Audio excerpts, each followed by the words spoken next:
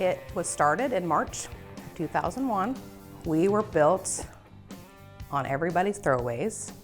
The property was given to my mother by a farmer, acre and a half, for free, just to take it over. So they started building a place to live down there.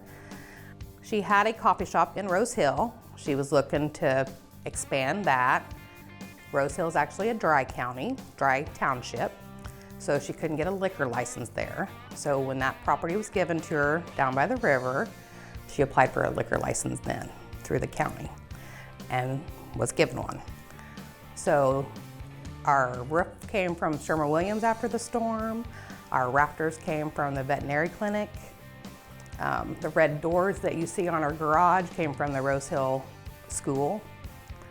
And we try to recycle as much as we can from anything. When you come out there, you see that we try to recycle tires, things like that. Our memory boards are old satellites that we've taken apart and made as memory boards. We've always tried to recycle things as much as possible. You know, I took over in 2005. I moved over here and took over in 2005 to help them out. So it's a very family-run business. They took up, MVP was for Munch and Felina Patchers, which is my parents' name. That's who started it. And me and my family came down after I had my daughter. We moved down and now she's running it too. So it's kind of just moved on from family to family, generation to generation. So yeah, we have had some problems at MVP with flooding. We are right on the river, but I've always said it's just Mother Nature's way of us cleaning out our corners and everything cleaned back up. Our worst one was in 2008, June 7th of 2008. It was over the top of my pool table inside. Yeah, it was a bad one. We lost the whole flooring of our stage because it was a floating stage, because it was a movable stage. We lost all of that. We lost a lot that year, but we had lots and lots of help. Our community is really good about coming together and helping things like that. We are a dive bar, a unique dive bar on the river is what we are. But it's family oriented during the day too. You know, very family oriented and have lots of different things for everybody to do when they come down there. It's kind of like a recreational park. Like I said, we have fishing, camping, we have concerts, we have micro wrestling, we have all kinds of different, we've had wood carving, we have a couple of mascots. Our new one is our new pig. It's Peppa the pig. She's our new pig. And then we have Mr. Speckles. That's our rooster that runs around.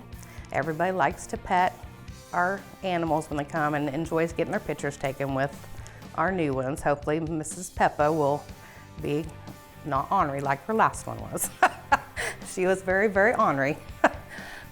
Yeah, and our dollars. You gotta come hang a dollar at the holler too. We have dollars. One person started it, and now we have thousands and thousands inside our bar, all over the place. So that's what people come do. They put their dollars up, and now we can start doing locks too. So now you can start putting your locks up when you come. But yeah, we always try to do something different and try to just be different from everybody else. We do a couple different runs a year. We do our Veterans Run. This is going to be our 7th annual Veterans Run. We had 206 Jeeps attend last year, so we're hoping to beat that this year. All the money gets donated back to veteran things. I donate to the Operation Homefront. We donate to Danville. We've donated some to some vets and homeless vets in Terre Haute. There's probably a weekend that doesn't go by at MVP that a Jeep run is not stopping by there. And we're always donating to all them causes. All of us bars in Jasper County try to donate back to all these things. I hope to add on. I want to do a addition where you can sit out in the winter or in the summertime and sit out and look out the river. Still be warm in the wintertime or cool in the summertime, because that's and hopefully they'll be here for many, many, many years to come, hopefully.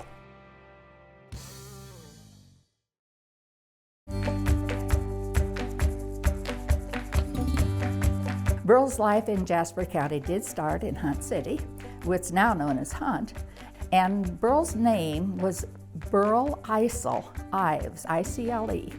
As he was growing up, he had the interest of music. He sang in the church at a very young age, and his grandmother also loved music, and particularly folk songs from England and Scotland and Ireland. And so early, very early, he learned those folk songs. And that sparked an interest that would continue. Burl graduated from Jasper County High School. He graduated with the class of 1927. As he graduated from high school and was to go on, he went on up to Eastern Illinois. They called it Teachers College at that time. One day, about his junior year, so you see he did continue on for quite a while, and he was sitting in a philosophy class, and he was bored to tears. There was a map on the wall, and he thought, what am I doing here? And he got up and kept on walking. He went to the dorm, got his clothes, and at that time his banjo, and started walking. He said he was going to go to the east and he was going to see all those places he knew there were on the map. He moved on to New York City, and that's where he got a lot of his fame. And he got more musical studying done. He apparently took drama courses as well and got involved in stage, and that led to his positions in screen. As he went into the stage, he was in a number of stage plays, but he went on from there. He went to a stage play that was called The Big Country, and that was a stage play first. Then Hollywood wanted to make it into a movie, and he went to Hollywood to make that movie. As he was involved in the movie, he did win a supporting actor Academy Award and also Golden Globe for that role. He was in a number of different movies. And as we know, he kept recording all of this time. He was recording music, folk music. He traveled. He studied the music of the people wherever he was. He finally retired at the age of 80, and he and his wife moved up to the Washington seacoast, and there they lived for their remaining years, for his remaining years. They brought his body back to Jasper County. This was in 1995. And when his funeral was held, it was a spectacular event for the county. And people came, and they wanted to take part in that service. But they had no idea that a big tour bus was going to pull up, and it was Mel Tillis and his band, and they did the entertaining for that day. As we see, his gravesite is marked with a lovely stone that was actually designed by a local artist. And it is truly a thing to see at the Mound Cemetery, which is near Hunt City. At one point, Mrs. Ives was approached because you remember that Burl's big role was as a narrator of the Rudolph movie.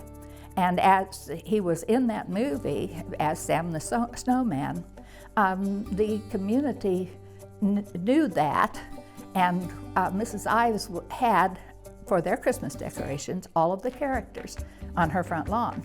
And she allowed us to, if we could find transportation, to bring them back to Jasper County and copy them. So for 1 year, we had her version of the Rudolph characters on the lawn. And each year, during our times of Christmas, we put those up there as decorations. We have decided that we would have some characters walking around the square, so we have outfits for all of them as well. We also honored him with the building of the Heritage Information Center that is on the prominent square uptown. Routes 130 and 33 come together at that corner, so nobody misses him. We did have a bench put there so that people could have a photo op, and you would be amazed at the number of people who come in and sit down on that bench and still today remember Burl Ives. 1909, birth year. That's been a long time. His music just continues to live on, for sure.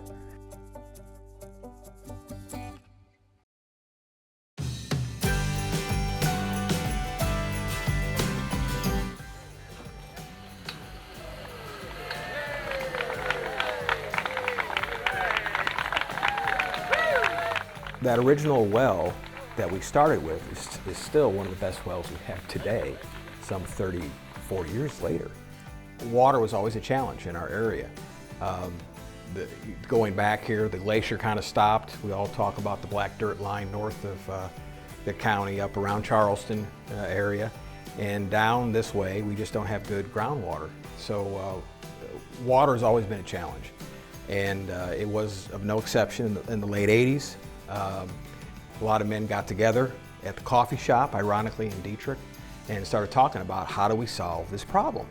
Delbert Munt, who at the time was Norris Electric's board president, and Norris, of course, is headquartered here in Newton, Illinois, they started talking about how do we solve this problem.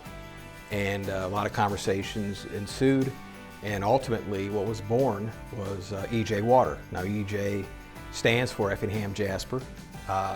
I was looking at recently the original board, and believe it or not, 5 of the board members were actually from Jasper County.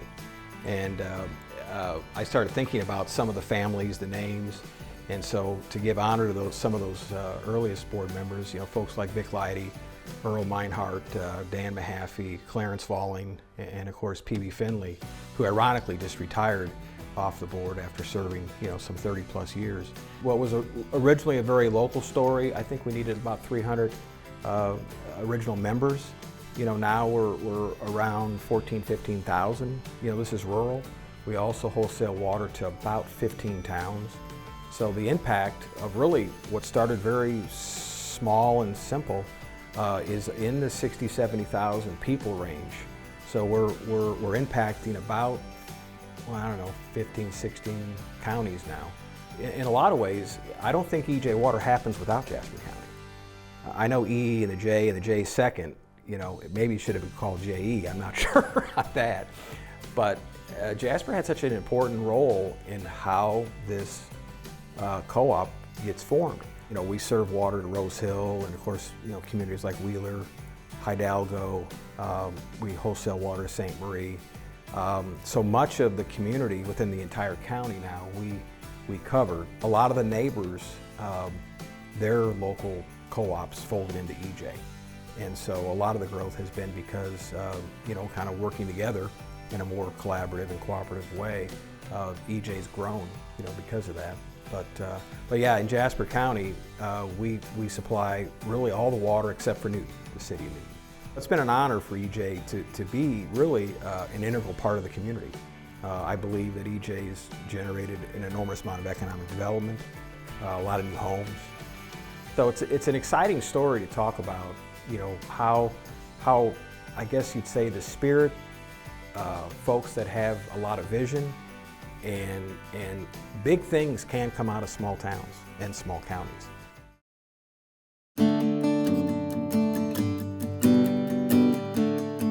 The story of People's State Bank, I think, is very much a story of Jasper County.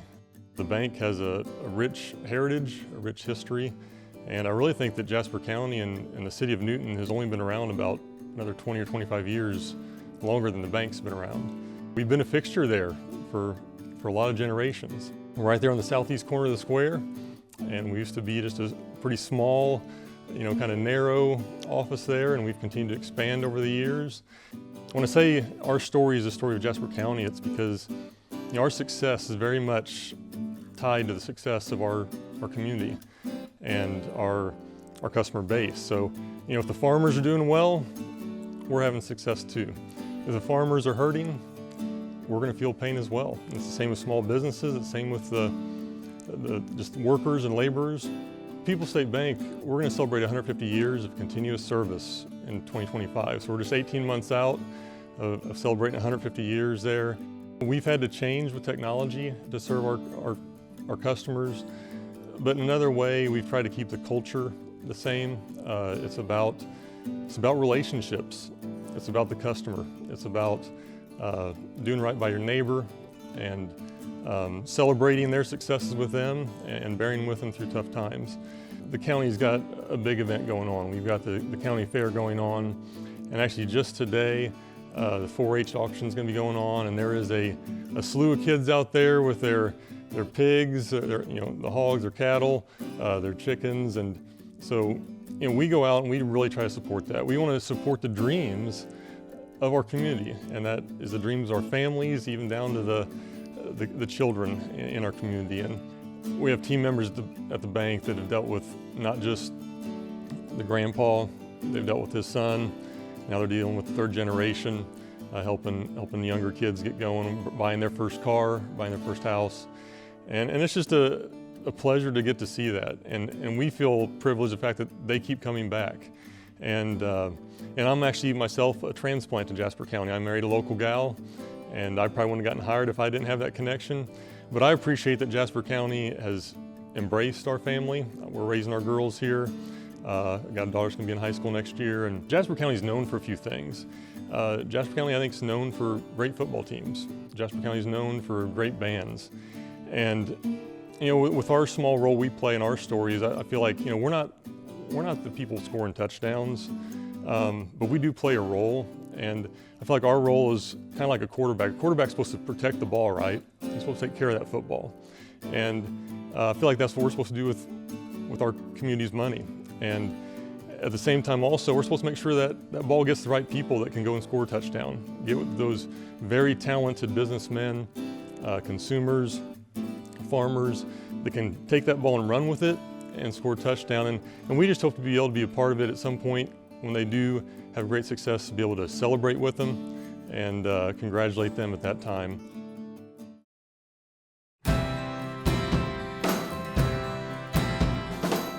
After we returned home, Carolyn said how important this was to everyone, and she said, 30 years from now, when they watch the Rose Bowl parade, that they will be telling their grandchildren, in 1984, I was a part of that parade, and that it was the most exciting experience of my life. Well, it's been 40 years, and the community still remembers. In 1971, Carolyn Dominic was hired. She had just graduated from Southern Illinois University, so she was the grade school band director. In 1974, the high school band enrollment had dwindled. I think there were 40, and they moved her to the high school. Pretty much immediately the band program grew. In 1977, they took their first trip. At about that time, I was teaching English, actually, at the high school, and they assigned me as an assistant because the band program had grown so much. And changes were made. We went in and talked to Mr. Hout about changing the football show, and we were going to do this competition style. One of the things also that Carolyn wanted to do was at one point in Battle Hymn that the rifles rather unobtrusively put their rifles down and actually formed the Iwo Jima statue, and the crowd pretty much went crazy. You can usually hear the crowd standing with that one. In 1980, that particular show, we were grand champions at the University of Illinois. In the fall of '82, we started planning a trip to the Rose Bowl. We went in to talk to the principal, Bob Hout, and discussed flying. And he said, absolutely not, I won't even consider it. So we chartered a train and ended up with 800 fans besides our 240 kids. So then you start making money. The band boosters, fantastic. I was always impressed that everybody pitched in. We went to St. Louis by school bus. The weather was terrible to catch the train there. I know one of the things, the first thing that we did was at Disneyland. We marched in the parade. Carolyn and I went to a brunch at the Pasadena house with the Grand Marshal and the Queens and everybody, and all the band directors were introduced, and they made the point that this was the first women that had a band in the Rose Bowl parade. U of I was in the football game that year at the Rose Bowl, And those people all cheered for us, come to find out, because the U of I had new uniforms that were just like ours. It was quite an experience. Carolyn was an unbelievable leader, teacher. She instilled so much in the kids. One of her legacies is the street sign on the Washington Avenue. She would be shocked probably, but I don't know who else has walked Washington Avenue, which is from the high school to the courthouse, more than Carolyn. But her real legacy is in all of those kids.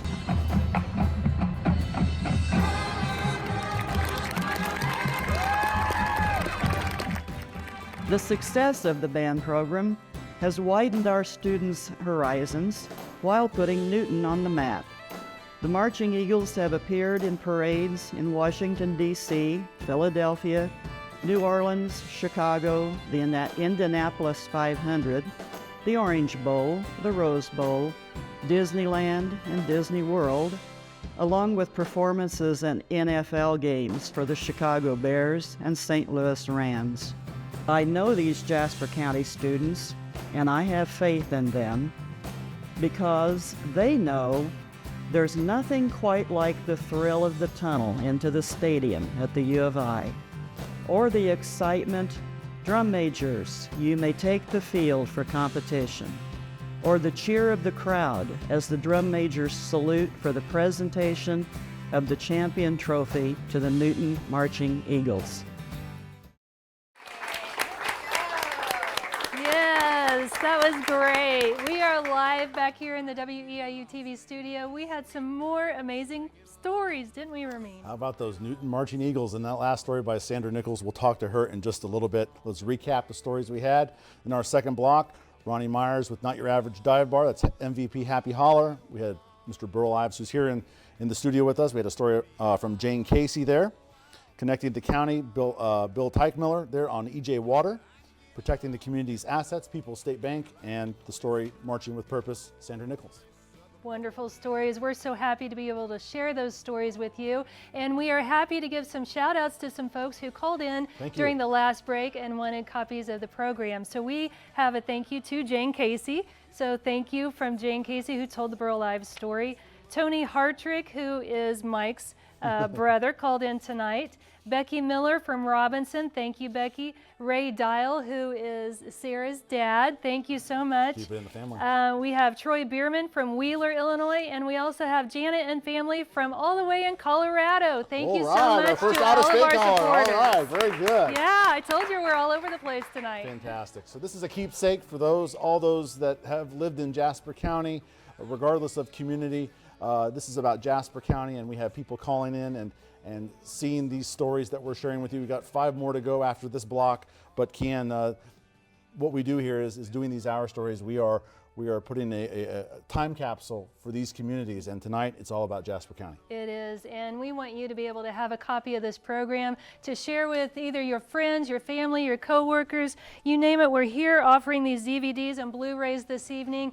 $75 for one, $60, 2 or more. We can ship them, we can make them special gifts, we can put in a special note. You name it, we'll do it for you. We just want you to support Jasper County, your friends, your family, your coworkers, your neighbors. They're here tonight and they're watching all over East Central Illinois as well as in Colorado and who knows where. So give us a call right now. We need someone to give us a call and get these phones ringing.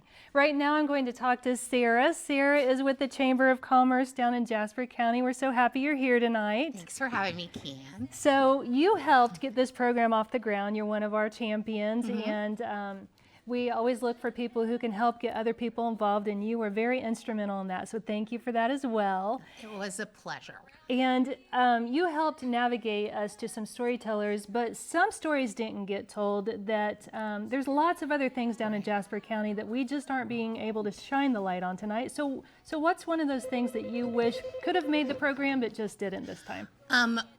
We are blessed to have in Jasper County one of the few remaining drive-in theaters in the country, and they are celebrating their 70th anniversary this summer.